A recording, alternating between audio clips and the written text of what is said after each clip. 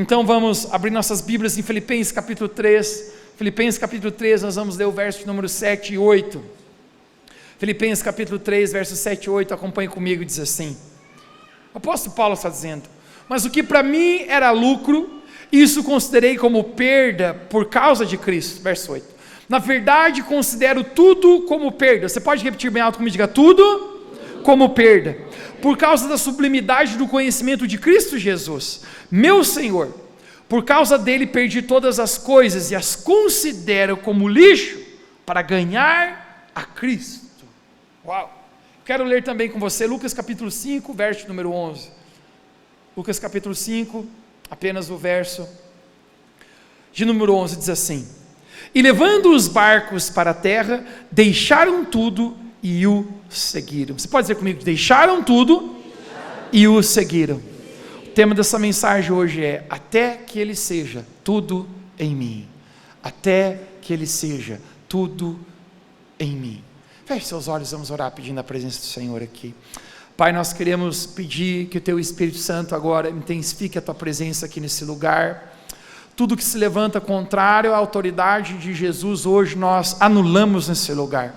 Eu quero declarar uma palavra sobre toda a mente e todo o coração, possa agora se conectar, que não vague, mas que agora nós possamos conectar mente e corações para ouvir a Tua palavra. Eu oro que a Tua unção caia nesse lugar, que o Senhor quebre todo o jugo hoje aqui, e Teu Espírito Santo possa encontrar um lugar em nós, um lugar em nosso coração, para que a Tua palavra seja viva e eficaz em nossas vidas. Nós abrimos o nosso coração. Você pode dizer comigo, diga: Jesus, eu abro o meu coração nessa noite, fale comigo, através da sua palavra, em nome de Jesus. Quantos podem dizer um amém bem alto aqui? Se assente na presença do Senhor com um sorriso no seu rosto e me dê de presente a sua atenção. Eu estava com saudade de falar isso.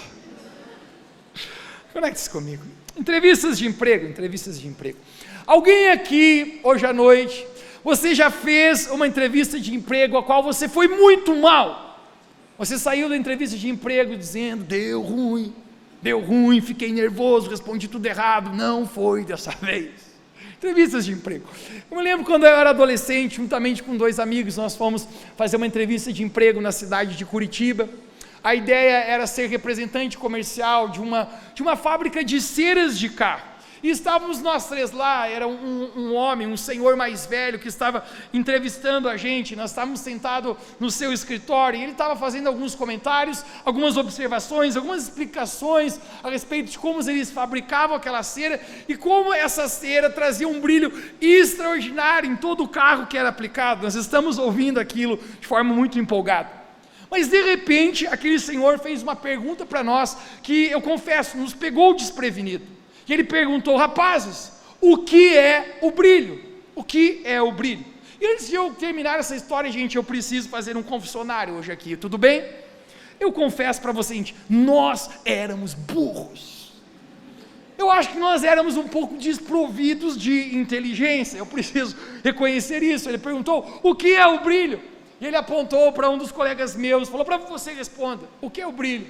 Ele olhou uma cara de assustado, ele falou: brilho para mim é essencial.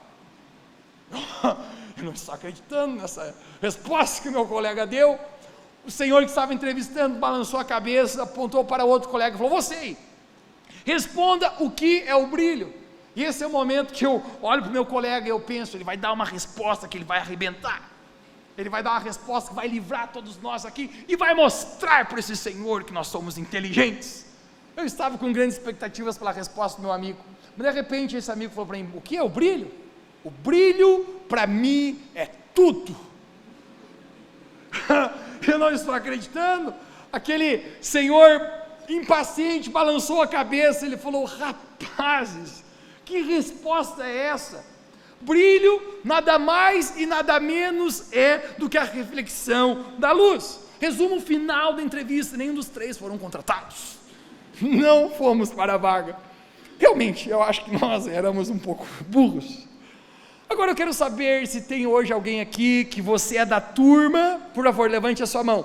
Você é da turma do perco o amigo, mas não perco a piada. Alguém é dessa turma?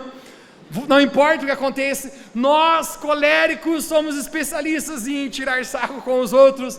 Você vai perder seu amigo, mas você não vai perder de fazer a piada. E eu confesso, gente, por algum tempo eu chegava para esses colegas e falava: então, rapaziada, brilho é tudo. Vocês são geniais. Nós vamos ganhar um prêmio Nobel por essa resposta de vocês. Brilho é tudo. Uau, vocês me admiram. E nós rimos muito a respeito disso. Rimos muito, essa resposta foi terrível, enfim, coisas de adolescente. Mas até hoje, quando eu encontro eles, eu digo: rapazes, brilho é tudo. Brilho é tudo. Mas da mesma maneira que aquele senhor naquela entrevista de emprego fez aquela pergunta para nós, ele perguntou: rapaz, o que é o brilho para vocês? Deixa eu perguntar algo para você hoje aqui. O que Deus é para você? Sim, o que Deus significa em sua vida? Eu sei que o assunto da pergunta da entrevista de emprego está bem distante da pergunta que eu acabei de fazer para você, mas a resposta errada que o meu amigo deu naquela entrevista de emprego seria a resposta certa da pergunta o qual eu acabei de fazer para você: o que Deus é para você? E entre muitas respostas que você possa estar a pensar agora, a resposta certa seria: para mim, Deus é tudo. Deus é tudo. E essa é a resposta certa, porque enquanto Deus for apenas uma parte da sua vida, você jamais conseguirá experimentar a Deus de forma real na sua vida. Em João capítulo 3, verso 30, quando João Batista se encontra com Jesus, ele aponta para Jesus, e nesse momento ele diz: convém que ele cresça e eu diminua. Ele precisa crescer em mim e eu diminuir, que Jesus cresça em mim e eu diminua. O que João Batista está expressando é: Jesus, que eu possa ficar pequeno e que tu se torne maior na minha vida. Maior até que ponto? Até que ele seja tudo em mim. Você pode repetir comigo: até que ele seja tudo em mim. Conecte-se comigo, vejamos.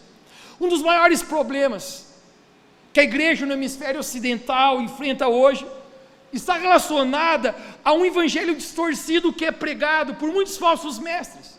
E a propósito, o apóstolo Paulo falou isso para o seu discípulo Timóteo. Em 2 Timóteo capítulo 4, ele diz: Timóteo, tome cuidado, porque nos últimos dias as pessoas não suportarão ouvir a sã doutrina, mas elas amontoarão mestres conforme as suas próprias cobiças. E esses mestres ensinam métodos de crescimento, de prosperidade e de como Deus é abençoador. E deixa eu falar para você, isso é verdade, isso é uma parte do evangelho, mas apenas esse evangelho parcial que é pregado não transforma a vida de ninguém. E esses mestres ensinam para você 5 passos práticos para você ser feliz, mas esses mestres nunca ensinaram para você que você precisa chorar os seus pecados e se arrepender deles para que Jesus seja capaz de transformar a sua vida. Ensinam como você pode ir bem na terra, mas nunca ensinam como você pode ir para o céu. Esse tipo de pregação, ela é sutil, mas ela tira Deus do centro e coloca o homem no centro. Um evangelho antropológico, onde o homem está no centro de tudo e Deus está como a servir o homem. Isso é muito sutil, porque tem parte da verdade, e a pior mentira não é aquilo que é apenas uma mentira, mas é uma mentira misturada com um pouco de verdade, porque é difícil de identificar. E essa pregação falsa, de forma sutil, acaba sugerindo como se Deus fosse um meio pelo qual eu alcanço aquilo que eu estou querendo. Então, se Deus é apenas um meio para eu conseguir aquilo que eu estou querendo, é razoável que muitos, quando alcançam já o que querem, eles abandonam a Deus, porque a propósito, eles já obtiveram o que queriam.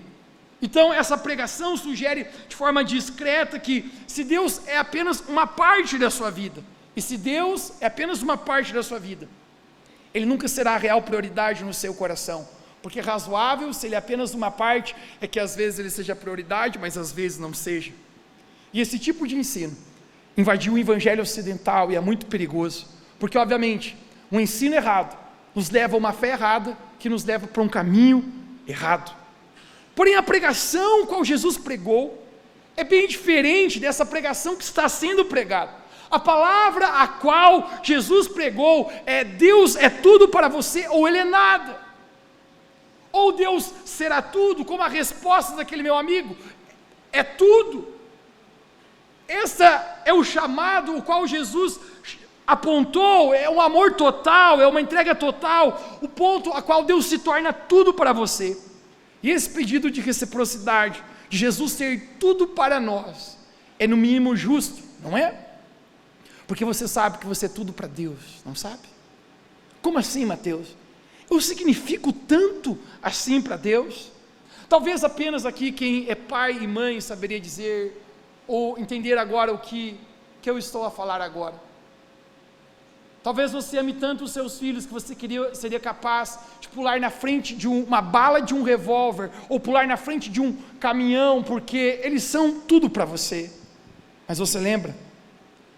Deus deu o seu único filho, por quem? Por você, por mim. E o texto sagrado diz: Ele nos amou de forma tão grande, de tal maneira, porque a gente é tudo para Deus. Agora, se nós somos tudo para Deus, como nós podemos esperar que Deus se sinta satisfeito, Ele sendo apenas uma pequena parte para nós? Se nós somos tudo para Deus, a ponto de Deus sacrificar o seu único filho por você, se nós somos tudo para Deus, a ponto de Jesus dar a sua própria vida, o texto em Romanos fala: ninguém dá vida por pecadores, mas ao seu tempo, Cristo nos amou, e Ele deu a vida por você e por mim. Então nós significamos tudo para Ele. Agora, se nós significamos tudo para Deus, como podemos esperar que Deus se sinta satisfeito, Ele sendo apenas uma pequena parte em nossas vidas? E Jesus deixou bem claro a respeito dessa entrega total, desse amor total, a ponto de Ele ser tudo para nós. Eu quero mostrar para você alguns textos da Bíblia, Jesus falando a respeito dessa totalidade que nós devemos ter do nosso coração para com Deus. Em Mateus capítulo 10, verso 37, Jesus ele diz: quem ama seu pai ou a mãe mais do que a mim, não é digno de mim. Pai e mãe são vínculos de amor, a propósito, criados pelo próprio Deus, e são talvez um dos vínculos mais fortes que nós podemos ter aqui nessa terra. Mas o que Jesus está dizendo é: se você quer estar comigo, o seu maior vínculo de amor não vai ser outra pessoa, vai ser eu na sua vida. Jesus está falando a respeito de um amor total acima de tudo. Mateus capítulo 6, verso 24, Jesus fala: ninguém pode servir a dois senhores. O que Jesus está dizendo é: ou Deus é o centro da sua vida, ou outra coisa será. Não tem como dividir o seu coração, não cabe duas coisas aí. Jesus está falando de uma prioridade absoluta, onde Deus é o primeiro entre tudo e todos da nossa vida. Em Lucas capítulo 9, verso 23, Jesus diz: se alguém quiser vir após mim, negue-se a si mesmo e tome a sua cruz e me siga. Jesus agora está falando a respeito de negar a si mesmo, porque seguir Jesus não é uma entrega parcial e momentânea, mas é uma entrega total e diária, onde nós dizemos: Jesus, eu quero te seguir. Então isso vai requerer eu não satisfazer os desejos pecaminosos da minha carne, mas isso vai requerer eu entregar a minha vida para fazer a vontade de Deus através da minha vida. É por isso que o apóstolo Paulo fala que o nosso corpo seja um sacrifício vivo ao Senhor. Esse é o nosso culto racional, ou seja, a razão a qual nós adoramos ao Senhor através do nosso estilo de vida. Em Lucas capítulo 33, Jesus fala: qualquer de vocês que não renunciar a tudo o que possui, não pode ser o meu discípulo. Jesus agora está falando de uma entrega total, onde Deus se torna a pessoa mais importante da sua vida, não tem nada que importa mais.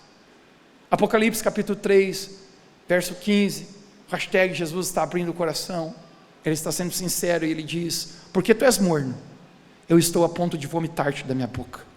O que Jesus está falando agora é que Deus não tolera indiferença espiritual.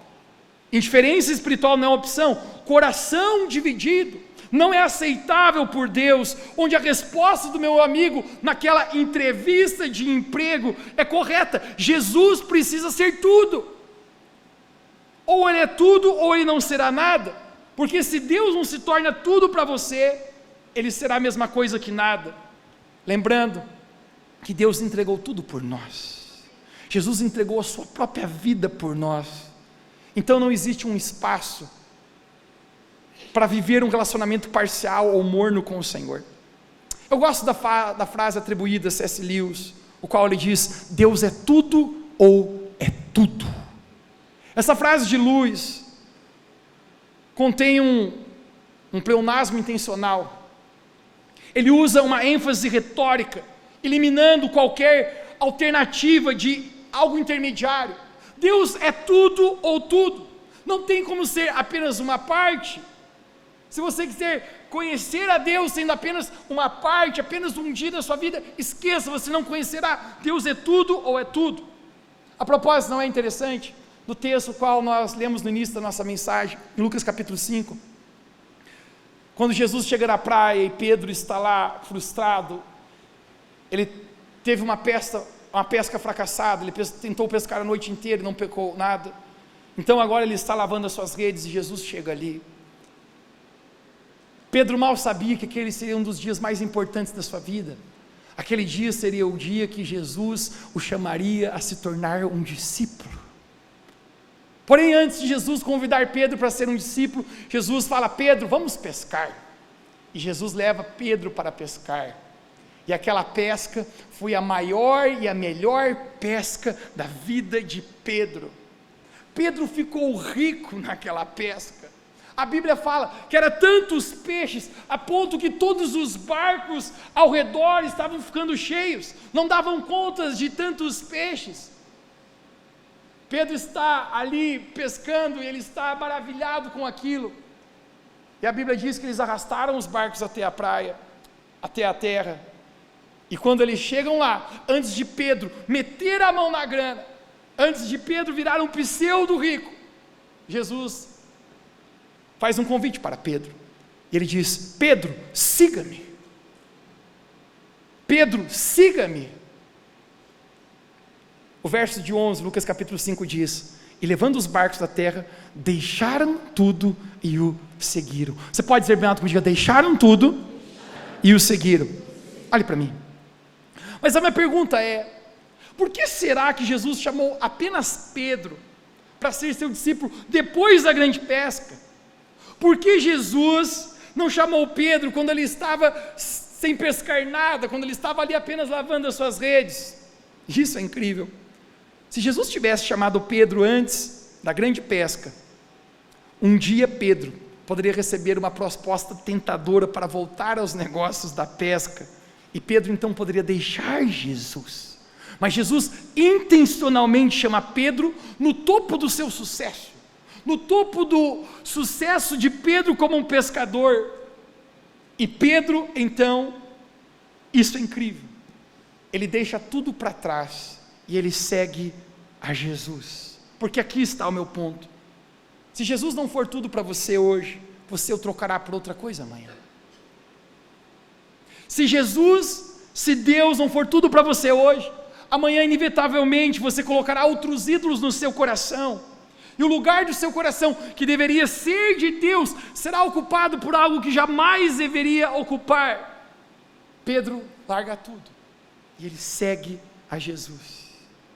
Eu vou tomar um caminho na mensagem agora, me acompanhe. Vejamos, Deus odeia o adultério. Deus não lida bem com o adultério. A Bíblia nos diz em 1 Coríntios capítulo 6, que os adúlteros não herdarão o reino de Deus. E a razão diz porque a palavra aliança é uma palavra muito forte para Deus. Deus jamais quebra uma aliança. Mas agora eu não estou falando de um adultério físico, mas eu quero falar a respeito de um adultério espiritual. Deixe-me te explicar desta maneira. Se viver com Deus é estar num relacionamento com Ele, faz sentido? Se viver com Deus é estar num relacionamento onde a propósito, isso é uma das figuras mais lindas da Bíblia, onde compara Jesus como o noivo e a igreja como a noiva, e o dia da volta de Cristo será esse grande casamento, será esse encontro, onde o noivo se encontra com a noiva. Isso é uma figura de um relacionamento. Acompanhe comigo. Se nós estamos nesse relacionamento com Jesus, é sugestivo falar que quando estamos a flertar com o mundo e com o pecado, isso é a mesma coisa que adultério para com Deus? Se estamos a flertar com esse mundo e com o pecado, e na verdade temos um relacionamento com Deus, isso soa como adultério para com Deus. E o apóstolo Tiago fala a respeito disso. Em Tiago 4,4 ele diz adúlteros. Ele não está falando de um casal que literalmente, fisicamente está adulterando, mas ele está dizendo pessoas que estão num relacionamento com Deus, mas estão a flertar com o mundo, a flertar com o pecado. É como se você estivesse adulterando com Deus. Ele chama adúlteros. Não sabeis que a amizade do mundo é inimizade contra Deus? E ele diz, aquele pois que quiser ser amigo do mundo, constitui-se inimigo de Deus. O apóstolo Tiago, que era um dos irmãos de Jesus, ele está dizendo, muitos estão dizendo estar nesse relacionamento com Deus, e dizendo estar nesse relacionamento com Deus, ao mesmo tempo, estão flertando com o pecado e com o mundo. E o apóstolo Tiago diz, sem chances disso acontecer, isso é adultério para com Deus. E ele diz, porque aquele que quiser ser amigo do mundo, constitui-se inimigo de Deus. Eu quero chamar a sua atenção para essa palavra chamada constitui-se. A palavra constitui-se no dicionário significa se colocar em uma posição. Então o que ele está dizendo é, se você quiser ser amigo do mundo, ou seja, agir como o mundo age, viver como o mundo vive, ter os mesmos valores que o mundo tem, prepare-se, você vai se colocar numa posição, e a posição que você vai se colocar é a posição de ser um inimigo de Deus. Porque é lógico, não é? Deus e o mundo são opostos. Deus e o mundo não tem nada a ver. O mundo é ganancioso e egoísta. O mundo ama e serve o dinheiro. O mundo vive pelo dinheiro e morre pelo dinheiro. Então, se eu sou amigo do mundo, eu passo a ter os mesmos valores que o mundo tem, eu passo também a amar e servir o dinheiro.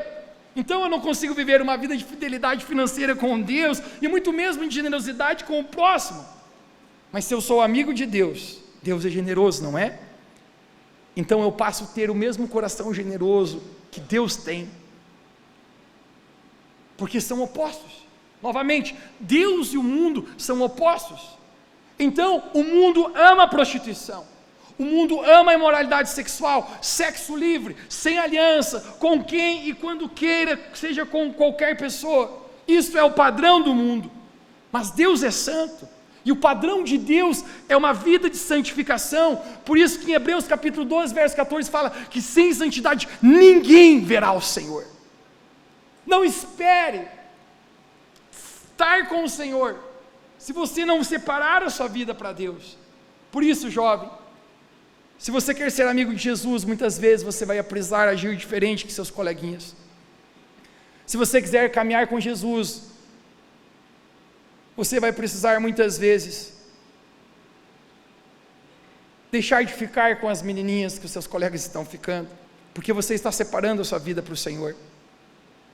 Alguns dias atrás eu estava na escola de crescimento, estava dando uma aula que nós temos sobre pureza sexual. Pureza sexual. No final, um jovem falou para mim, pastor Mateus, posso conversar contigo um pouquinho? Deus já tem falado comigo sobre essas coisas, e eu sei que eu preciso responder a minha vida em santificação ao Senhor. Eu quero me separar para Deus, mas só para constar e confirmar. Então quer dizer que eu não posso mais ficar com as meninas? E eu olhei para ele e falei, não, meu amigo, com certeza, pode ficar à vontade, mas quando Jesus voltar você vai ficar. Será a maior ficada que você já deu em toda a sua vida. Você vai ficar de forma tão extraordinária, porque não tem como eu ser amigo dos valores do mundo e amigos de Deus. Se Deus é santo, eu não posso ter os valores profanos que o mundo tem. Ele está falando para mim, vai ser um desafio, não vai? Eu falei, com certeza, toca aí. Ele falou, você já passou por isso? Eu falei, tu não faz ideia. Eu estava a compartilhar com ele. Alguém aqui é do tempo que se respondia questionários? Questionários, você está ficando velho.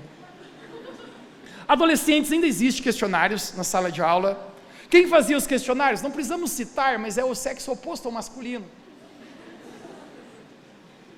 As meninas amavam fazer questionários e as primeiras perguntas do caderno começavam com perguntas triviais: qual é a sua cor preferida? Qual a sua comida preferida? Qual é o filme que você mais gostou? A partir do momento que ia avançando o questionário, as perguntas iam ficando mais picantes. Você lembra disso? E eu me lembro que eu estava respondendo o questionário de uma garota e as perguntas estavam no final e a pergunta era: você me acha bonita? E eu, eita. E vamos ser sinceros, a menina era realmente muito bonita, a Bíblia diz que não pode mentir, então eu respondi sim, muito bonita. Porém a última pergunta era: você ficaria comigo?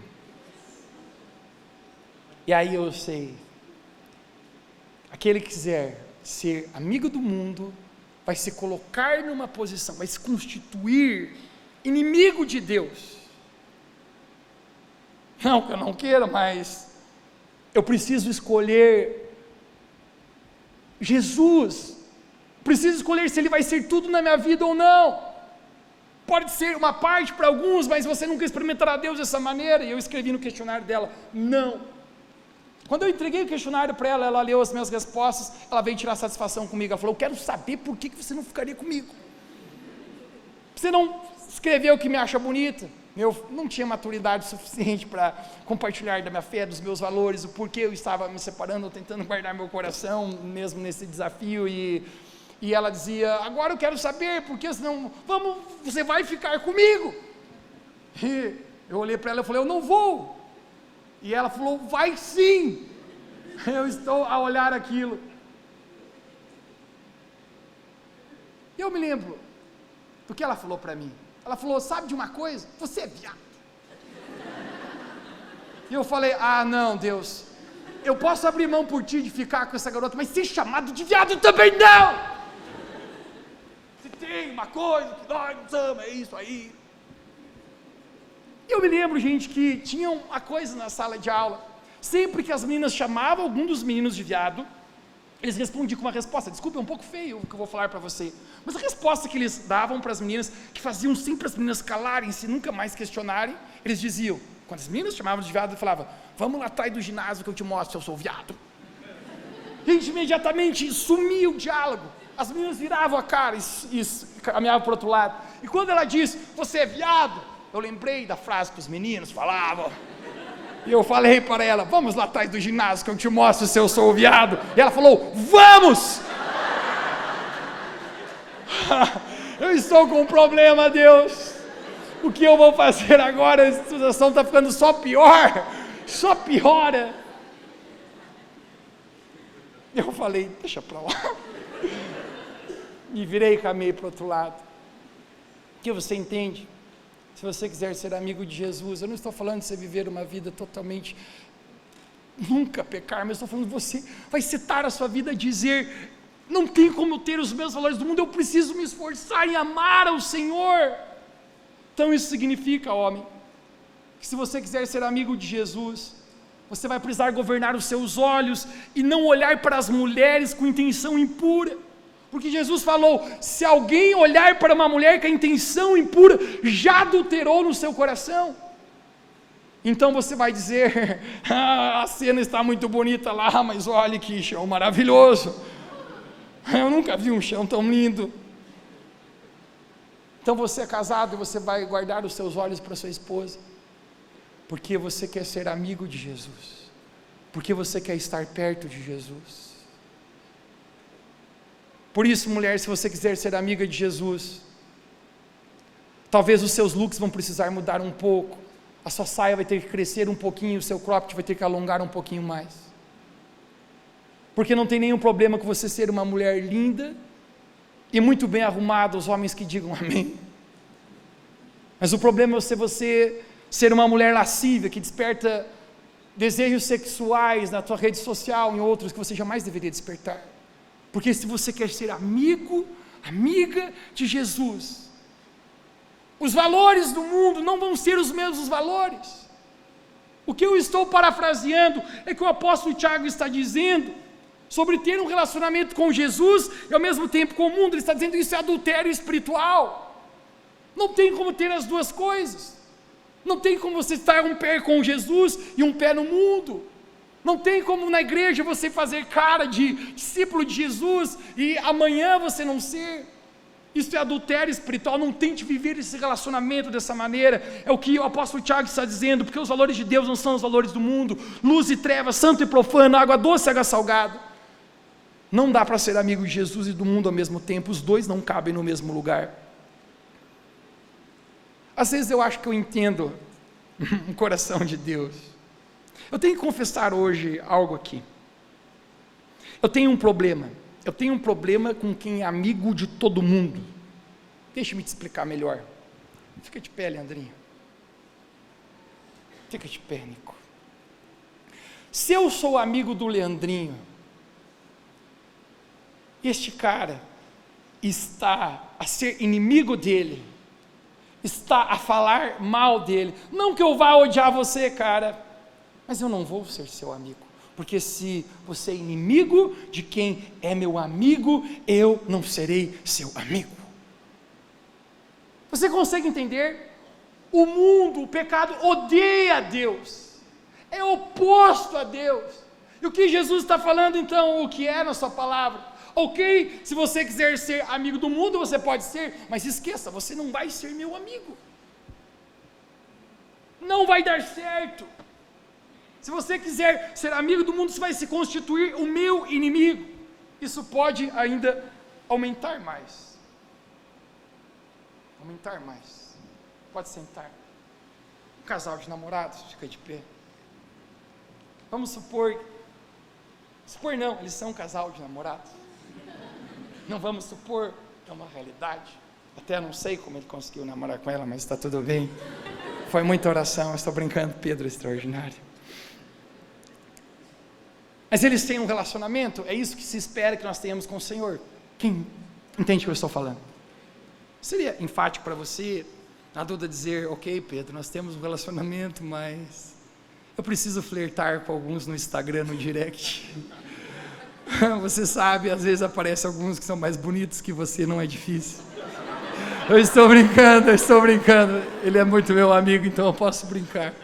Ok, Pedro, não é que eu não te ame, não é que você não seja tudo para mim, mas às vezes aparece um cara feio, mas ele está numa BMW, então eu não tenho o que eu possa fazer dar certo. Você não vai querer, vamos ao contrário. Ok, eu amo você, Duda, você parece esquisito, mas eu te amo, esse seu óculos, mas eu te amo, você é tudo para mim, meu amor, mas você sabe, não tem, eu preciso conversar com algumas garotas às vezes, elas também estão balançando sua cabeça dizendo, não, isso não vai dar certo. Por que nós achamos que nós podemos nos comportar assim com o Senhor? Estar num relacionamento com Deus e ao mesmo tempo num relacionamento com o mundo, com relacionamento com o pecado, pecar de forma voluntária, não seguir a palavra de Deus. O apóstolo Tiago está dizendo, vocês não sabem que o Espírito Santo que habita em vocês sente ciúmes de vocês? Isso não é um ciúmes doentio, mas é um cuidado. A propósito, quantos aqui tem a presença do Espírito Santo na sua vida? Então se Ele está dentro de você, Ele anseia por nós, é um zelo, é um ciúmes de cuidado. E eu fico imaginando como Ele se sente quando nós estamos tratando Ele de forma parcial, ou flertando em adultério desta maneira espiritual. Em todo o Antigo Testamento nós encontramos o povo de Israel flertando com outros ídolos. E aqui está um grande problema, conecte comigo.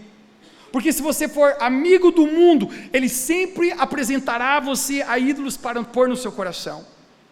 E os ídolos sempre vão levar você a pecar contra o Senhor, e o pecado nos afasta de Deus. Mas perceba que não é de hoje. De alguma maneira, o coração do homem sempre tem a inclinação de criar ídolos para si. Colocamos coisas no nosso coração que na verdade apenas deveríamos ser o lugar de Deus em nossa vida. E por causa desses ídolos, as Sagradas Escrituras nos falam que o juízo de Deus caía sobre o povo de Israel, não para os destruir, porque a Bíblia fala que Deus é rico em misericórdia. Tiago 2,13 fala que a misericórdia triunfa sobre o juízo. Mas o juízo de Deus então era, não para destruição, mas o juízo de Deus primeiramente era para fazer o coração deles voltar em arrependimento ao Senhor, fazer o coração voltar ao lugar de onde jamais deveria ter saído. Porque se você começa a ser amigo do mundo, o seu coração começa a se distanciar do Senhor. Se você começa a ser amigo do mundo, você começa a se afastar de Deus, e coisas começam a ocupar o lugar do seu coração, e quando você vê, você nem percebe, você está caindo no relacionamento com Deus, é involuntário, você não percebe que está afastando, você não percebe que você está se afastando de Deus, e quando você vê, o inimigo destrói o seu relacionamento com Deus. O ano passado eu chorei, um pastor amigo,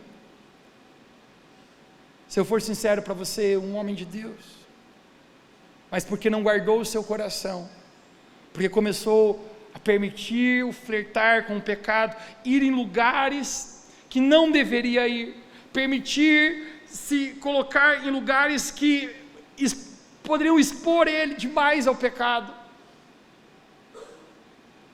caiu em adultério, manchou o leito do seu matrimônio com adultério, perdeu sua esposa, seus filhos. Eu acho que não teve um portal de notícia gospel nesse Brasil que não noticiou. Ele está tão vergonhado, tão destruído, perdeu o seu ministério, perdeu sua reputação, perdeu a sua credibilidade, perdeu o seu caráter, perdeu o seu relacionamento com Deus. Eu liguei para ele, não para concordar com ele, mas para dizer para ele que não existe nada que Jesus não possa transformar quando nós quebrantamos nosso coração para o Senhor. E ele falava para mim: Mateus, isso foi o juízo de Deus que caiu sobre mim. Tudo isso tem vindo à tona, me deixado humilhado. Na verdade, isso é a misericórdia ainda de Deus na minha vida, porque isso fez o meu coração voltar em arrependimento para o Senhor. E a frase que ele falou para mim, querido, não saiu mais da minha cabeça. Ele falou: sabe por quê, Mateus? Eu estava indo para o inferno sem perceber. Se Jesus não me parasse, se não fosse o juízo de Deus, eu estava indo para o inferno sem perceber, porque eu tinha permitido que o meu coração não fosse mais do Senhor, mas tinha tantas coisas agora ocupando o lugar do Senhor na minha vida, e eu nem capaz estava percebendo isso. Porque se você for amigo do mundo, querido, o lugar que deveria ser de Deus, o lugar de totalidade que Deus deveria ocupar na sua vida, você vai preencher com outros ídolos. Irmãos, deixe eu pregar para você hoje aqui. Nós precisamos quebrar qualquer laço de amizade com o mundo, com o pecado. Quando eu estou falando do mundo, eu estou falando do sistema pecaminoso, do jeito de agir, o jeito de que a manada caminha. Nós precisamos quebrar os ídolos do nosso coração, porque isso nos afastará do Senhor. Jesus não pode ser apenas uma parte da sua vida, mas Jesus precisa ser o motivo da sua vida. Até que ponto? Que ele cresça e eu diminua, João falou. Até que ponto? Até que ele seja tudo em mim. Até que eu diminua tanto e Jesus cresça tanto, ao ponto que ele se torne o mais importante na minha vida. E agora as palavras do apóstolo Paulo de Filipenses capítulo 3 começam a fazer sentido, não fazem? Quando ele diz: para mim aquilo que era lucro, eu passei a considerar como perda. Ele fala: na verdade, eu tenho também como perda todas as coisas, porque se para conhecer a Jesus, eu preciso perder o que é do mundo, para mim vale a pena. Ele fala: eu perdi todas as coisas por causa de Cristo, e considero tudo como lixo, a fim de ganhar a Cristo. O que Paulo está dizendo é: Jesus se tornou tudo para mim, não é apenas uma parte, é toda a minha vida, porque Ele não é apenas um pedacinho, Ele se tornou tudo em meu coração. Ezequiel capítulo 37, eu sempre li essa história e eu nunca tinha sido capaz de ver dessa maneira. O profeta tem uma visão de um rio, conecte-se comigo. Ele tem uma visão de um rio, e esse rio tinha várias medidas. Pode entrar um barulho santo aí. Esse rio tinha várias medidas. Ele falou: tinha águas que batiam até os artelhos, os calcanhar. Ele falou, existia uma outra medida, que as águas batiam até o joelho. Ele falou, andei mais 1000 côvados e tinha uma água que batia nos lombos, isso é na cintura. Mas ele falou, eu vi águas profundas, que eram capazes de encobrir. Gente, eu confesso para você que eu sempre li esse texto, eu acho que eu interpretava ele de forma errada. Porque quando eu li esse texto, eu dizia, Deus sempre tem algo mais profundo para nós. Deus sempre nos chama a algo mais profundo, e não que não seja. Mas sinceramente, eu acho que há muito tempo eu interpretei esse texto de forma errada. Porque pensando agora, esse texto não fala de uma medida de Deus para nós, mas esse texto fala de uma medida de nós para com Deus, de uma entrega da nossa vida. É você que decide o quanto você entra no rio, é você que decide o quanto você se entrega ao Senhor, você que decide o quanto Deus será na sua vida. Não é você que tem mais do rio, mas é o rio que tem mais de você. À medida que você vai entrando, você vai se entregando a esse rio. Então conecte comigo, se você decide mergulhar até aqui, molhar só até aqui, você ainda é dono das suas escolhas. Você está no rio de Deus, mas você ainda faz o que quer, a sua própria vontade, do seu próprio jeito.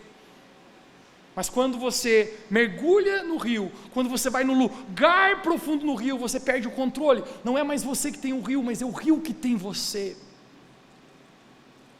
Isso é entrega total da nossa vida a Jesus, as águas vão nos encobrindo. Cara, esse mês foi marcante na minha vida. Eu quero dividir algo com você.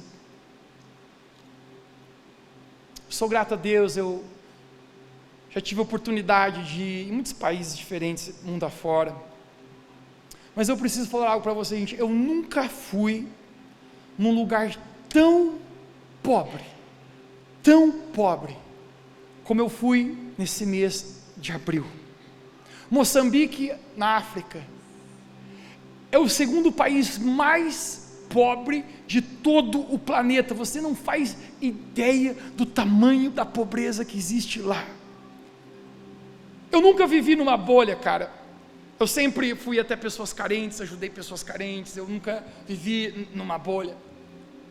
Mas eu nunca tinha sido capaz de mensurar um nível de pobreza daquele jeito qual eu fui capaz de ver em toda a minha vida. Mas aqui é o paradigma que eu quero contar para você agora.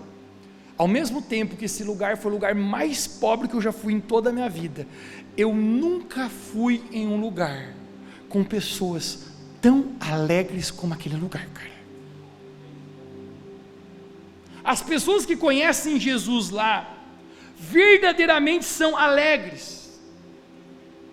Elas não apenas sorriem, elas sorriem com alegria. Você sabe que existe uma diferença de você estar sorrindo na roda dos seus amigos e quando você chegar em casa, você está triste, depressivo, vazio, incompleto. As pessoas são especialistas em postar sorrisos perfeitos nas redes sociais, mas quando a câmera do celular fecha, o sorriso acabou. E o paradigma meu era, como é capaz de pessoas no meio de toda essa pobreza, cara, eles mal têm o que comer, eles ainda serem capazes de terem essa alegria, eles dançavam livremente na presença de Deus de um jeito que eu nunca vi, cara. No momento de louvor e adoração na igreja, eles estavam todos a pular e a saltitar, e eu dizia, rapaz, meu Deus, eu vou tentar me mexer, mas nem perto disso, porque brotava uma alegria que eu não sei explicar. A maneira, cara, como eles são gratos a Deus é uma coisa profunda. Eu aprendi algo com meus pais me ensinaram desde pequeno, Mateus, nunca coloque uma colher de comida na sua boca sem antes agradecer a Deus, porque provisão na nossa vida sempre vem da parte do Senhor. Quantos podem dizer um amém aqui? Amém. tudo que somos, tudo que temos, irmãos, não é o nosso mérito próprio, vem do Senhor, é graça de Deus, é bondade de Deus. Porém, cara, o jeito que eles agradecem o alimento é tão diferente.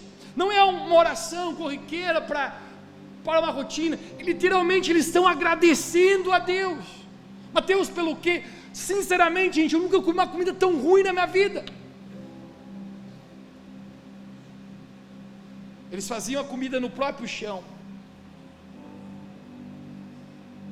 Um acertava uma flechada na galinha, um outro espetava e a galinha vinha com pena e tudo. Ele estava a servir aquilo, um revirado que eu nem entendo o que era aquele negócio, e o pastor falou: gente, vamos comer agora, vamos agradecer a Deus. Eles oraram com uma gratidão, cara, que eu nunca vi antes nos meus olhos. Eu estou olhando, quantas vezes eu apenas fui tão ingrato ao Senhor, e eles estão agradecendo por esse tipo de comida que eu nem chamaria talvez de comida. Quando ele termina a oração, ele falou: nós não temos garfos e facas, mas não é Deus tão bondoso que nos deu as nossas mãos? Vamos comer com as mãos. E uau! Eu cutuquei o pastor Fred, falei: pastorzão, não sei se eu dou conta de comer esse trem. Ele falou: come, porque se você não come, eles vão ficar tristes, eles fizeram especialmente para nós. Eu falei: então bora. Quem me conhece, que cara bem de perto, sabe, eu não tenho dificuldade de ser trem, velho. Teve alguns dias lá, fazer uns jejum 3 dias seguidos da água, velho. Pastor, que espiritualidade. Não aguentar comer mesmo, mano. Eu estou tentando comer aquele negócio, e eu olho a alegria que eles estão, eu ponho na boca, aquele negócio volta, e eu falei: não vou perder para mim, mete de novo nessa goela, Mateus. Eles estão a me olhar, para ver se eu estou gostando da comida, e quando eles olhavam, eu balançava a boca, como se tivesse muito na minha boca. Cara, que gratidão. Eu olhava a simplicidade, cara, daquelas pessoas que tinham Cristo, e Jesus não era uma parte da vida delas, Jesus era tudo para elas. Eu não sei explicar para você, querido, mas é como se algo espiritual abrisse nos meus olhos. Eu comecei a ver as pessoas que verdadeiramente vão para o céu. Eu comecei, cara, a ver a pequenez da minha vida, cara. Em algum momento, cara, eu estava questionando: cara, será que eu sou crente? Será que eu conheci Jesus? Será que eu sou salvo? Porque eu estava tão distante, cara. O tipo de coração, o tipo de entrega, o tipo de alegria que eles têm, porque você só será alegre, pleno, satisfeito no momento que Jesus for tudo na sua vida, até que Ele se torne tudo em você. Eles têm aquela alegria tão extraordinária, mesmo não tendo nada, mas eles são muito mais alegres que nós. Por quê? E isso é importante, ouça. Porque seja qual for o lugar da onde a sua alegria entra, também é o mesmo lugar pelo qual ela sai. E o problema, irmãos, é que nós temos muitas partições na nossa vida. O problema é que Deus ainda não se torna tudo para nós. E a única coisa que você jamais será capaz de perder nessa vida, eu prometo para você, é a presença de Deus. A única coisa que você jamais será capaz de perder nessa vida é Jesus. Mas então, se sua alegria está em Jesus, você jamais será capaz de perder. Mas o problema é que às vezes nós colocamos a nossa alegria no condicionamento da nossa vida financeira. Então, quando o mês que os negócios não estão muito bem, então a gente perde a alegria, porque lembre, seja por onde a tua alegria entra, é o lugar onde ela vai. Então, se nós condicionamos a nossa alegria de acordo com as expectativas daquilo que nós esperamos que aconteça, e isso não acontece, a nossa alegria vai embora, porque nossa alegria está na expectativa do que queríamos e não no Senhor. Então colocamos nossa expectativa num relacionamento, e esse relacionamento não dá certo, então perdemos nossa alegria, porque não, de fato ainda Deus é tudo em nós. Mas quando Deus se torna tudo, cara, e este é o problema, Deus ainda não é tudo para nós. Cara, eu fui numa aldeia, e isso marcou muito a minha vida. Eu postei no meu Instagram o maior púlpito, a maior plataforma mais honrada que eu acho que eu já preguei. Era um galho que eles tiraram de uma árvore e penduraram um pedaço de madeira, ali estava. Eles falaram: pastor Mateus, você pode pregar? Eu estou olhando para eles, eu estou pensando: pregar o quê? É eu que preciso aprender com vocês. O amor pelo Senhor, a entrega pelo Senhor, a gratidão pelo Senhor. Jesus não é apenas uma parte, é tudo. E eu estou ali naquele lugar e falaram: Mateus, deixe-me contar qual é a história dessa aldeia. Existe um grupo extremista islâmico chamado El-Shabaab. Esse grupo mata cristãos em todo o país de Moçambique. Quem acompanhou talvez um pouquinho da minha viagem, certa vez eu mostrei o protocolo de segurança, estacionam todos os carros já virado para a saída, tem alguns guardas. Esse grupo estava a 15 minutos de onde nós estávamos. Eu assinei 5 termos de responsabilidade pela minha própria vida. Se eu morresse, ninguém me pagava nada, foi meu próprio prejuízo. E estão me contando a história dessa Vila Mateus. Esse grupo El-Shabaab já entrou várias vezes aqui.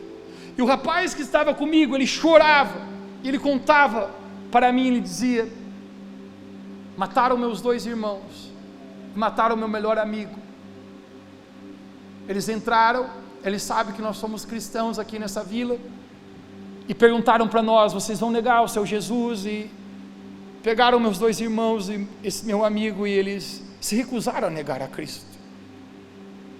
Ele falou: meus irmãos foram decapitados, cortaram as pernas, cortaram os braços, cortaram o pescoço. Ele falou: nós não tivemos nem como fazer um velório, fizemos um buraco na terra e jogamos as partes do corpo. Cara, eu estou ouvindo isso.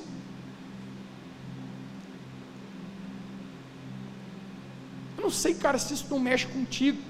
O tipo de evangelho morno que a gente vive, cara. Abrindo a mão da vida por Deus. Então eu estou no carro com o Heidi Baker, cara, incrível aquela mulher, talvez uma das pessoas mais extraordinárias que estão vivas na face de toda a terra. E ela começou a falar para mim: Mateus, essa aldeia, um ciclone muito forte passou e destruiu todas as casas deles. Se é que pode chamar de casa, o que eles chamam de casa é barro com alguns pedaços de madeira, com folhas para cobrir. Ela falou: o ciclone derrubou tudo. E deixa eu falar uma coisa deles para você: eles nunca perderam uma reunião, exceto uma. O dia do ciclone, que aconteceu bem no dia da reunião, eles não conseguiram ir até a reunião, eles ficaram mobilizados em ajudar os feridos, as casas caindo, então eles não foram. Exceto isso, eles nunca perderam uma reunião. E eu estou pensando: cara, quantas vezes nós trocamos a Deus por convivência? Deus não é a prioridade, eu vou quando eu quero, quando eu estou com vontade, e essas pessoas estão abrindo a mão da vida a tudo. Jesus é tudo, não é a parte da vida deles, por isso eles experimentam a Deus de fato, por isso tem essa verdadeira alegria. Eu fui procurar, eu perguntei: cara, qual é a taxa de suicídio aqui, de depressão? Não que não exista, mas é mínima. Você sabe por que é mínima? Porque, cara, quando você não tem nada, Deus é tudo, você se torna grato ao Senhor. E o problema, cara, é que nós temos tudo, mas não temos nada.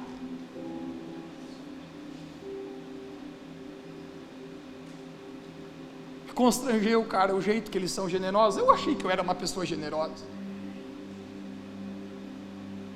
Eu nunca tive problema com a avareza na minha vida, cara. E se Deus pede para mim fazer algo, imediatamente eu faço. Eu não tenho apego a bens materiais, eu nunca amei o dinheiro, eu sempre fui generoso. Meus pais me deram esse valor desde pequeno, mas eu achei que eu era generoso.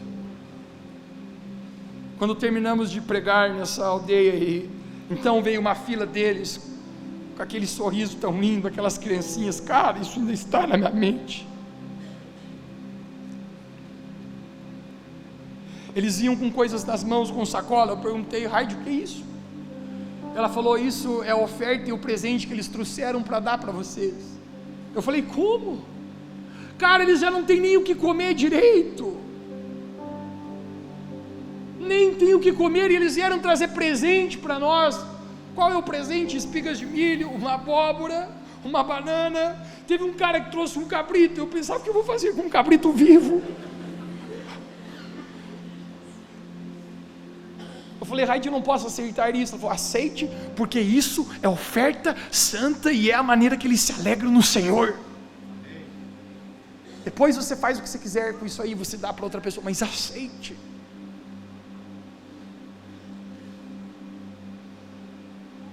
Cara, que constrangimento da minha própria vida.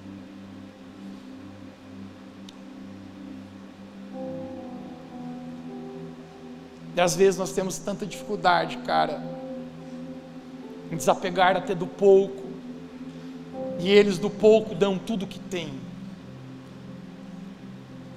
Irmãos, os milagres acontecem de verdade lá. Milagres o qual eu ouvi a vida inteira, o qual eu li na própria Bíblia, acontecem.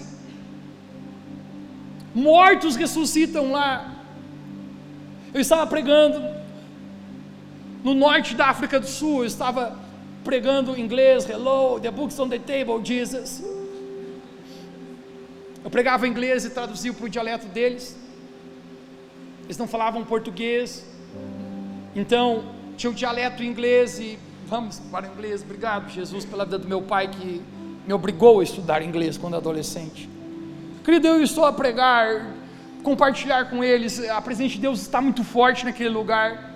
Eu não sei, mas eu tomaria a palavra do Antigo Testamento, o qual diz: o Espírito do Senhor veio sobre mim. E quando o Espírito do Senhor caiu sobre mim, gente, eu comecei a profetizar sobre um pastor lá. Eu falei: pastor, por favor, fique de pé, eu preciso profetizar sobre a sua vida. Querido, e a atmosfera era tão poderosa de Deus naquele lugar, eu nem lembro a totalidade que eu profetizei, mas eu profetizei, foi tão poderoso, aquele pastor recebeu. E quando acabou aquilo, o pastor Fred me chamou de canto. Ele falou: Mateus, tu é maluco mesmo, né? Eu falei: por que, pastorzão? Ele falou: você sabe quem é o cara que você profetizou agora? Eu falei: o pastor, né? Um pastor. Ele falou: não qualquer pastor. Este cara que você profetizou na vida dele, nada mais nada menos, ele já ressuscitou 9 mortos. Eu falei: tem como voltar e ele profetizar por mim? Ele falou: ele já ressuscitou 9 mortos, mas eu conversei com ele e ele disse que só ressuscitou 5, ele não considera 9. Eu: por que não?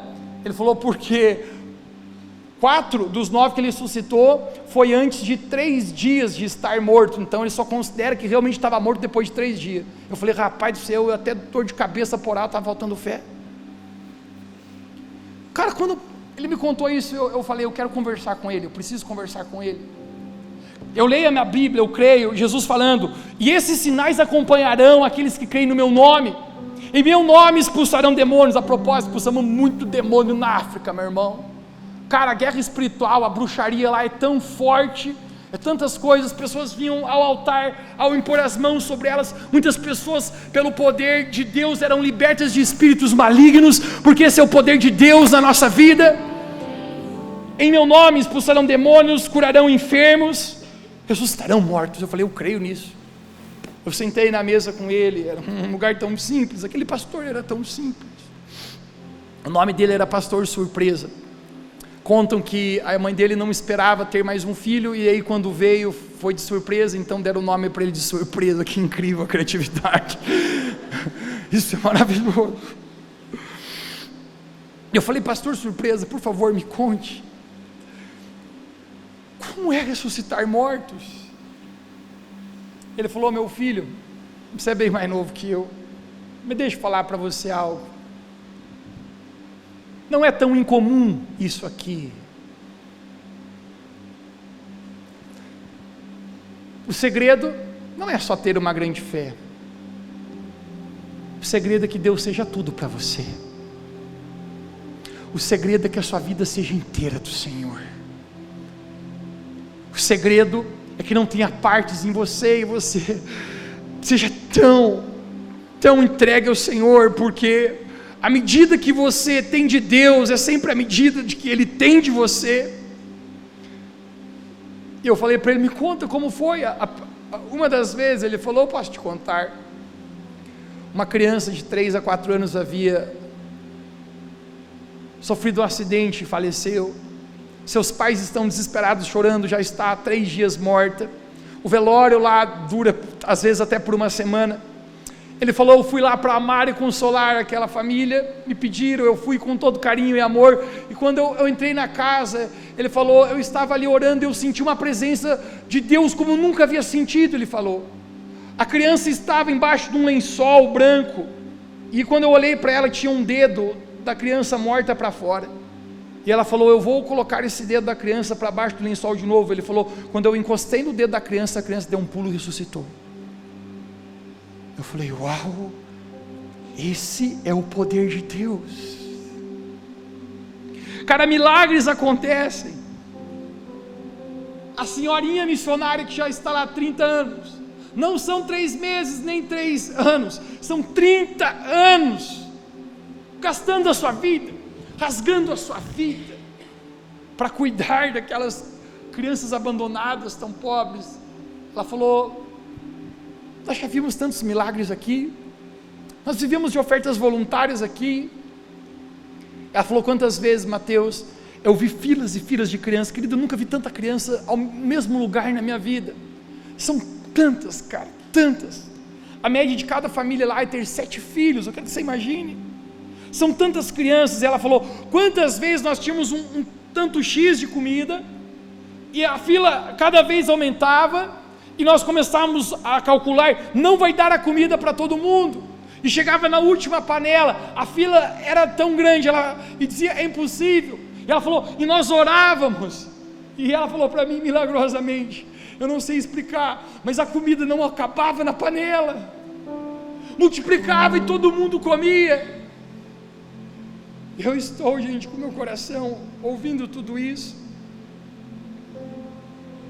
Ela falou, uma criança estava tão doente, remédios não são fáceis lá, principalmente algum tempo mais atrás, e ela falou, aquela criança estava a ponto de morrer, se não tomasse um remédio oportuno, não conseguimos lugar algum, então oramos, e quando oramos ao Senhor, Deus falou, abra uma gaveta. Quando abrimos a gaveta, tinha exatamente o remédio qual horário, aquele remédio nem tinha na África, meu irmão, Deus colocou ele lá. Cara, milagres extraordinários acontecendo. Você já vai entender onde eu vou chegar, porque eu estou contando tudo isso para você. Estávamos numa vila e fomos orar pelos enfermos. Heidi Baker falou, todos que são enfermos venham aqui, veio uma multidão de pessoas. Ela nos chamou e falou, vamos orar juntos comigo. Eu falei, vamos lá, eu estou com grandes expectativas para ver isso. E trouxeram uma mulher surda, uma senhora, ela é surda, um ouvido totalmente surdo, o outro talvez ouvisse 20%, quase nada. A Heidi falou, ore por ela, Mateus, ela será curada. Eu falei, eu creio. A palavra de Deus fala, imporão as mãos sobre os enfermos, e eles serão curados. Eu coloquei a mão sobre ela, eu falei, o mesmo poder que vivificou Cristo dentre os mortos, agora vivifique o seu ouvido, abra os seus ouvidos agora, em nome de Jesus. Quando eu terminei de orar por ela, eu falei, você pode ouvir a minha voz? Ela falou, eu estou ouvindo perfeitamente.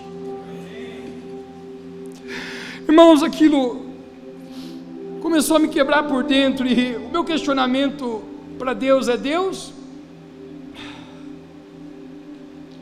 por que aqui acontece, no Brasil não acontece dessa maneira?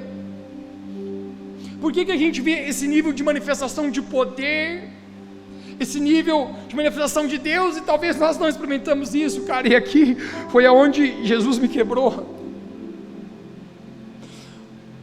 porque Deus falou para mim, Mateus, o quanto você tem de mim é sempre o quanto que eu tenho de você. Você sabe qual é a razão porque os milagres acontecem aqui? Porque eu sou tudo que eles têm, e consequência disso, eles têm tudo de mim. Cara, e o nosso coração ainda é muito partido. Jesus ainda não se tornou tudo na nossa vida.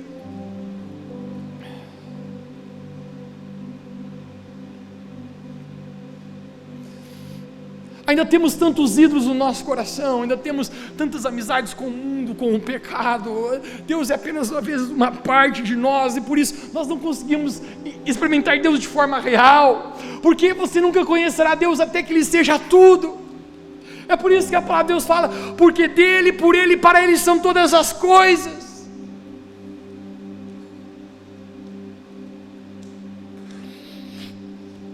Eu estava sentado na mesa com essa mulher que eu tive o privilégio de conhecer pela primeira vez. Ela é a líder de todo esse projeto chamado Íris Global, e eu estou sentado e eu estou perguntando para ela, me conte sua história. Eu falei para ela, por que você está aqui? Ela falou, você quer mesmo saber? Eu nasci nos Estados Unidos, na Califórnia, uma região chamada Newport Beach. Eu não sei quem já ouviu falar a respeito disso, eu já fui lá. É o lugar mais rico que você conseguirá ir na terra. Os mais ricos no mundo se aposentam e vão terminar a sua vida lá. É surreal o nível de riqueza. Ela falou, eu sou filho de pais bilionários. Eu nasci naquele lugar. Aos 16 anos eu conheci Jesus. E Jesus pediu para mim a minha vida, falou, você iria aonde eu te pedisse? Você deixaria que eu fosse tudo em você? E ela falou para mim, eu entreguei toda a minha vida a Jesus. Então, ela me contou que Deus falou para ela, vá então ao lugar mais pobre do planeta, e ame, e cuide, e fale sobre mim, para aquelas pessoas. Ela falou, já há mais de 30 anos eu estou aqui, amando e cuidando dessas crianças. Cara, eu achei que eu já tinha me dedicado tanto ao Senhor. Eu comecei a olhar para mim mesmo, eu falei, cara, a gente nem faz nada.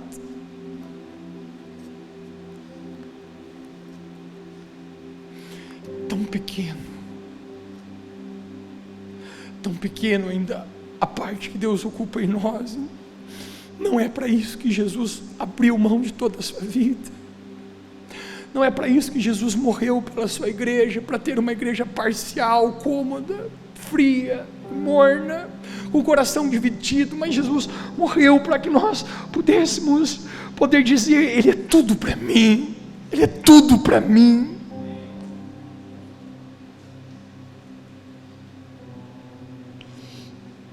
Eu sempre lia Mateus capítulo 19, você conhece a história do jovem rico, que chega à presença de Jesus e pergunta, o que hei de fazer, mestre, para herdar a vida eterna? E ele fala uma série de coisas que ele fazia bem. Jesus falou, uau, você é bom, cara, mas falta uma coisa para ti, vende tudo que você tem, dê aos pobres, então me siga. Jesus sabia que aquele homem amava as riquezas desse mundo mais que tudo. Eu lia, cara, essa história, eu dizia que, que tragédia, simplesmente esse jovem perdeu a maior oportunidade que alguém poderia na face da terra ter, que é ser um discípulo do Criador do universo, do Filho de Deus. Mas cara, quando eu cheguei lá, eu comecei a olhar aquelas pessoas, o tamanho da entrega, sabe o que eu percebi? Mesmo sem ter tanto dinheiro, talvez como o jovem rico, que eu sou o jovem rico na história também, que eu ainda tenho tantas partes na minha vida que eu não tenho coragem de entregar por inteiro a Jesus, que eu tenho tantas ressalvas ainda, que não é por inteiro que eu derramei o meu coração, não é por inteiro que eu decidi entrar no rio e deixar o rio ter tudo de mim.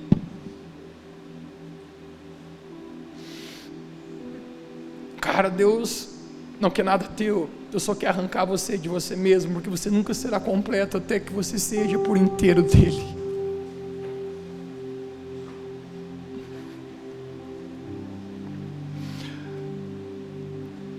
No momento final da nossa viagem, eu estava sentado com pessoas tão simples, tão pobres. Eu quero terminar contando essa história para você.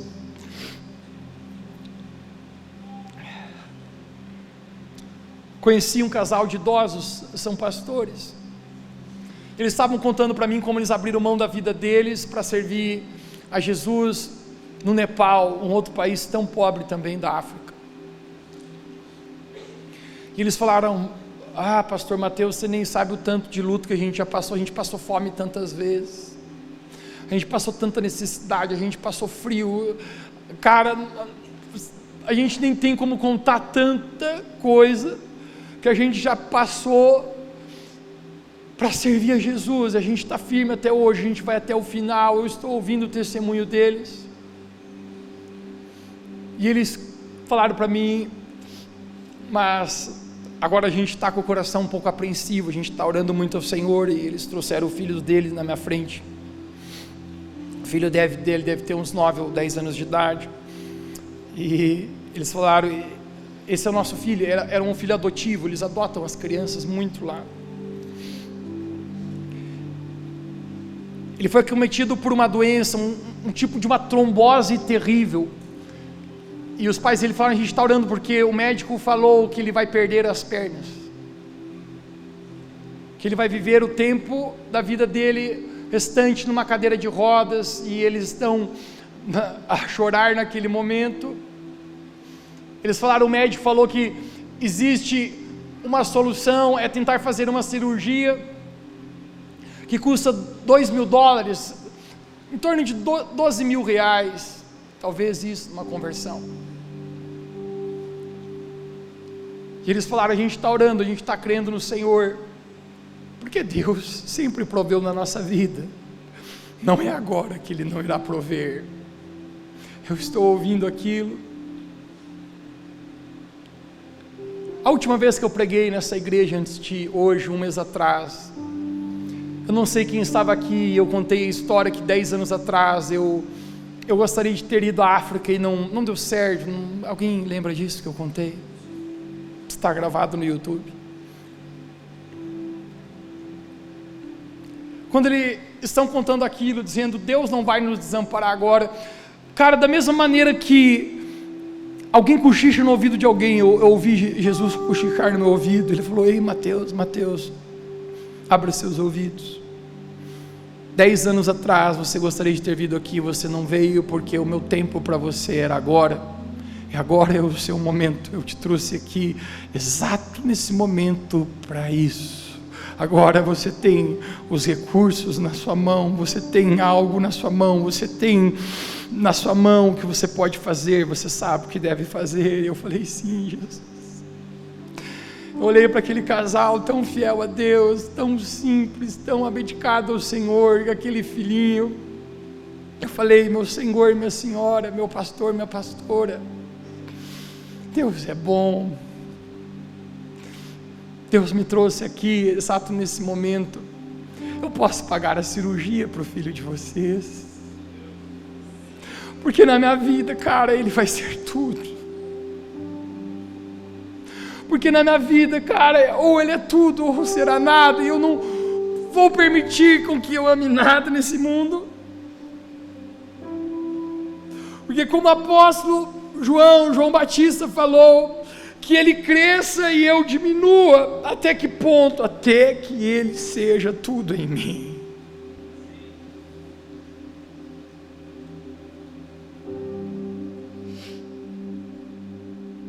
Espírito do vivo Deus, caia nesse lugar aqui nessa noite. Espírito do vivo Deus, caia.